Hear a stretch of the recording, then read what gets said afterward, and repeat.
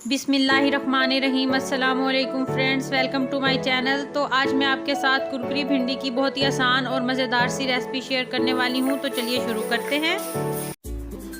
भिंडी को धोकर खुश्क कर लिया है। अब इस तरीके से दो हिस्सों में भिंडी को काट लेंगे। भिंडी को काट लिया है। अब इसमें मसाले शामिल करते हैं। आधा चम्मच नमक, आधा चम्मच सुरख मिर्च पाउडर, 1/4 चम्मच हल्दी पाउडर। ये 1 पाव भिंडी की रेसिपी है। आधा चम्मच पिसा हुआ धनिया, 1/4 चम्मच कलौंजी, 1/4 चम्मच सफ़ेद ज़ीरा। इन दोनों का पाउडर बना लेना है मिक्सी जार में। ज़ीरा और कलौंजी का पाउडर ये तकरीबन आधा चम्मच है।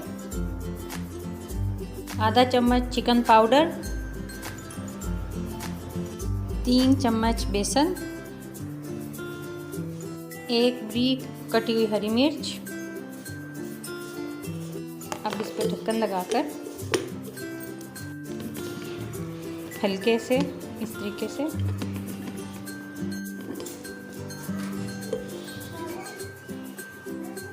ऑयल गरम हो गया है।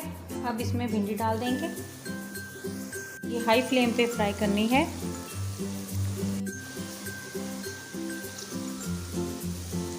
पाँच मिनट हो गए हैं भिंडी को फ्राई करते हुए। ये अच्छे से फ्राई हो गई है।